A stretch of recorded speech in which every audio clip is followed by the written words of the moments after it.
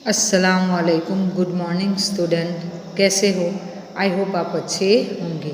बच्चों, आज हम क्लास 4 हिंदी में लेसन 7 डान का हिसाब का अभ्यास करते हैं।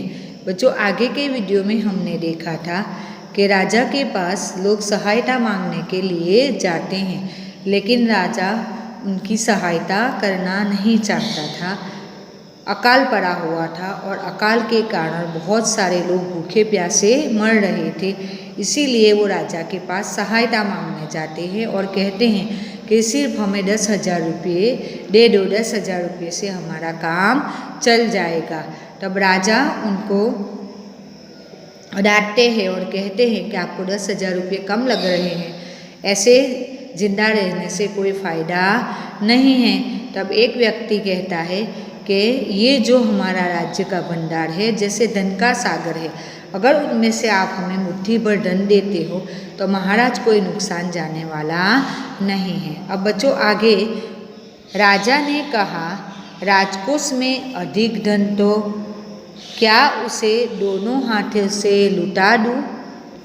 एक अन्य व्यक्ति ने कहा, महल में प्रतिदिन हजारों रुपये इन सुगंधित वस्त्रों, मनोरंजन और महल की सजावट में खर्च होते हैं।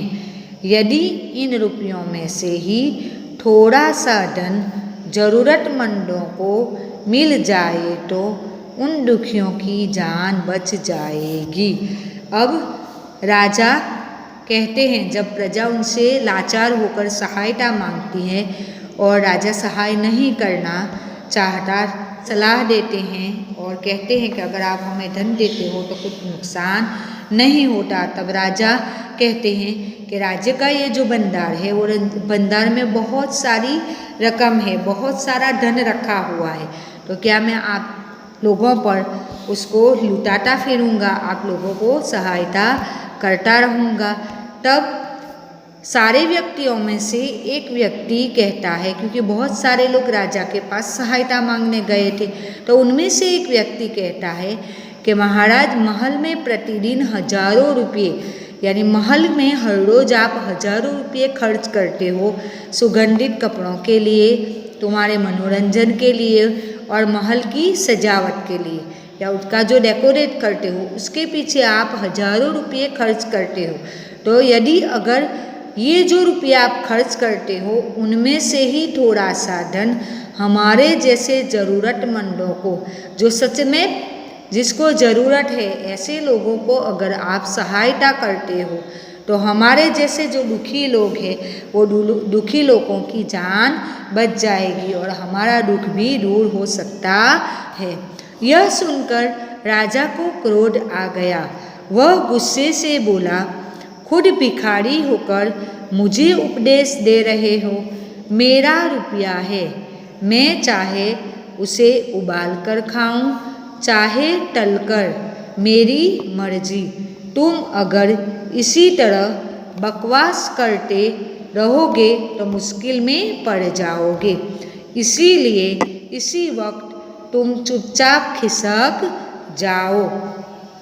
जब राजा को कहा जाता है कि अगर आप अपना खर्चा कम करके उन पैसों का हम पर इस्तेमाल करते हो या हम जैसे दुखियों को आप सहाय देते हो, तो यह बात सुनकर राजा को बहुत ही क्रोध आ जाता है।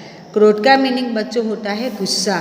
तो राजा को बहुत ही गुस्सा आ जाता है और वो गुस्से से बोलता है कि आप लोग खुद भिखारी हो, आप मेरे पास भीख मांगने आए हो, सहायता मांगने आए हो, आप खुद भिखारी हो और आप मुझे ही प्रवचन दे रहे हो, मुझे ही उपदेश दे रहे हो। ये रुपया मेरा है, राजकोष में जितने भी पैसे हैं वो मेरे हैं, मैं उसका जितना चाहे जैसा चाहे वहाँ खर्च कर सकता हूँ। बच्चों, यहाँ दिया है उसे मैं उबाल कर खाऊँ या तल कर, यानी राजा जैसा भी चाहे ऐसा वो पैसों को वो यूज कर सकता है, उसको खर्च कर सकता है। इसीलिए वो कहता है कि मेरी मर्जी, मैं उसको किसी भी तरह खर्च करूं, आपको कोई लेना देना नहीं है। अगर आप लोग इसी तरह बोलते रहोगे तो आपका जीना मुश्किल हो जाएगा। इसीलिए एक काम करो, आप इसी वक्त यहाँ से चुपचाप चले जाओ। खिसक जाओ का मीनिंग होता है चले जाना। बोले आप यहाँ से सारे लोग चले जाओ। राजा का क्रोध देखकर लोग वहाँ से चले गए। राजा हंसते हुए बोला, छोटे मुंह बड़ी बात, अगर 200 रुपये होते तो एक बार सोच भी सकता था।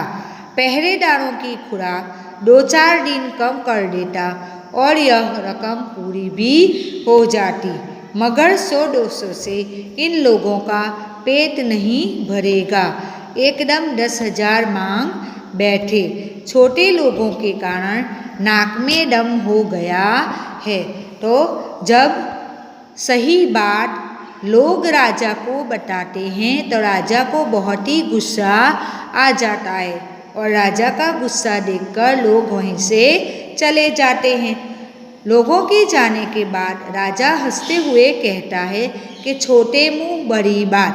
बच्चों यानी अगर हम छोटे हैं और हमारे से बड़े व्यक्ति को हम कुछ सलाह देते हैं या सही बात बताते हैं तो कहा जाता है छोटे मुंह बड़ी बात। यहाँ ये जो प्रजा है वो प्रजा अपनी राजा को सलाह दे रही है, उनको ही उपदेश दे रही है, इसीलिए यहाँ कहा गया है छोटे मुंह बड़ी बात। तो यह बात सुनकर जो लोग होते हैं वो लोग वहाँ से चले जाते हैं। फिर राजा हंसते हैं और कहते हैं कि अगर 200 रुपया होता तो मैं उसको एक बार सोच भी लेता था। मेरे जो चौकीदार थे वो चौकीदार की मैं खुराक बंद कर देता। खुराक यानी अनाज, उनका ये जो खुराक है वो खुराक 2-4 दिन कम कर देता और उनमें से मैं ये लोगों को रकम दे देता। लेकिन 100-200 से उनका काम चलने वाला नहीं है। वो लोगों ने तो एकदम मेरे पास से 10,000 रुपये मांग बैठे। इतनी बड़ी रकम मुझसे मांग रहे हैं। छोटे लोगों के कारण यानी ऐसे लोगों के कारण ही नाक में दम हो जाता है। नाक में दम हो जाना यानी परेशान हो जाना। तो राजा कहते हैं कि ऐसे लोगों के कारण ही मैं परेशान हो गया हूँ। यह सुनकर वहाँ उपस्थित लोग हाँ हूँ कर रह गए, मगर मन ही मन उन्होंने भी सोचा राजा ने यह ठीक नहीं किया। जरूरतमंदों की सहायता करना तो राजा का कर्तव्य है। तो राजा की यह बात सुनकर वहाँ उपस्थित का मीनिंग होता है मौजूद। वहाँ जो लोग प्रेजेंट थे वो लोग राजा की हाँ में हाँ मिलाते हैं, लेकिन मन ही मन सोचते हैं, लेकिन वो खुद ही सोचने लगते हैं कि राजा ने ये लोगों के साथ जो किया है वो बहुत ही गलत किया है, ठीक नहीं किया है, यानी कि बहुत ही गलत किया है। राजा को उनकी प्रजा की सहायता करना राजा का कर्तव्य होता है। कर्तव्य का मीनिंग होता है बच्चों फर्ज। तो ऐसे ज़रूरतमंदों की हकीकत में जिसको ज़रूरत है ऐसे लोगों की मदद करना राजा का फर्ज होता है। 2 दिन बाद न जाने कहाँ से एक बूढ़ा सन्यासी राजसभा में आया। उसने राजा को आशीर्वाद देते हुए कहा, दाता कर्ण महाराज, बड़ी दूर से आपकी प्रसिद्धि सुनकर आया हूँ। सन्यासी की इच्छा भी पूरी कर दे। अब जैसे ही ये लोग चले जाते हैं, राजा उनकी सहायता नहीं करते, तो उनके 2 दिन के बाद कहाँ से एक बूढ़ा सन्यासी आ जाता है। एक बूढ़ा बुजुर्ग जो सन्यासी होता है, बच्चों सन्यासी का मीनिंग होता है जिन्होंने संसार का त्याग किया होता है, उसको सन्यासी कहा जाता है।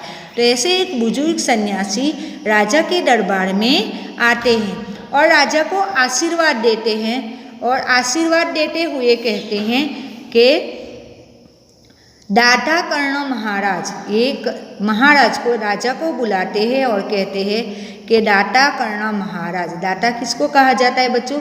जो दान देता है उसको हम क्या कहते हैं? दाता कहते हैं। तो वो राजा को दाता कहते हैं और कहते हैं कि दाता कर्ण महाराज, मैं बड़ी दूर से आपकी नामना सुनकर आया हूँ, तो आप मेरी इच्छा भी पूरी कर दो। अपनी प्रशंसा सुनकर राजा बोला, जरा पता तो चले तुम्हें क्या चाहिए। यदि थोड़ा कम मांगोगे तो शायद मिल भी जाए। राजा अपनी प्रशंसा सुनता है, अपनी तारीफ सुनता है और तारीफ सुनकर कहते हैं कि सन्यासी महाराज आप जरा बताओ तो सही, तो हमें पता चले आपको क्या चाहिए और कितना चाहिए। अगर थोड़ा होगा तो शायद मैं आपको दे सकता हूँ, आपको मिल भी सकता है। सन्यासी ने कहा, मैं तो सन्यासी हूँ, मैं अधिक धन का क्या करूँगा।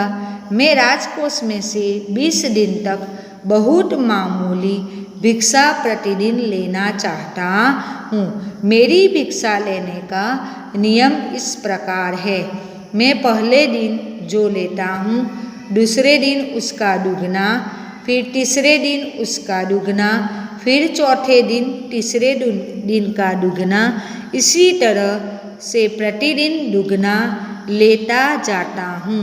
भिक्षा लेने का मेरा यही तरीका है। अब सन्यासी को जैसे ही कहा जाता है कि शायद आपको कुछ दान में मिल सकता है, तो तुरंत सन्यासी कहते हैं कि मैं तो सन्यासी हूँ, मुझे आपसे ज़्यादा धन नहीं चाहिए, मैं आपसे ज़्यादा धन लेके क्या करने वाला हूँ। मैं तो राज भंडार में से 20 दिन तक एक मामूली सी रकम हर रोज़ भिक्षा के रूप में लेना चाहता हूँ। मुझे हर रोज़ आपको एक छोटी सी रकम, बहुत मामूली सी रकम 20 दिन तक आपको मुझे दान में देनी है। लेकिन मेरी भिक्षा लेने का नियम इस प्रकार है।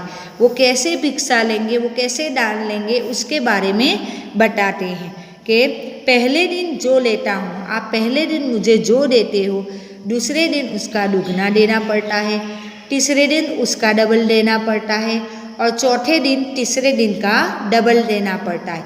यानी हर रोज़ ये जो भिक्षा है वो भिक्षा उनको डबल देनी पड़ेगी। जैसे आज 1 रुपया दिया है तो कल 2 रुपया देना पड़ेगा, तो फिर परसों 2 का 4 देना पड़ेगा, फिर नेक्स्ट डे 4 का 8 देना पड़ेगा। तो इसी तरह ये जो दान है वो दान में इसी तरह डबल लेता हूँ। भिक्षा लेने का ये जो दान है वो दान लेने का मेरा यही तरीका है। तो बच्चों आज हम यहाँ तक अभ्यास करते हैं। नेक्स्ट वीडियो में मैं आपको आगे का लेसन पढ़ाऊँगी। आई होप बच्चों आप बहुत ही अच्छे होंगे। अपनी सेहत का ध्यान रखना। थैंक यू, धन्यवाद।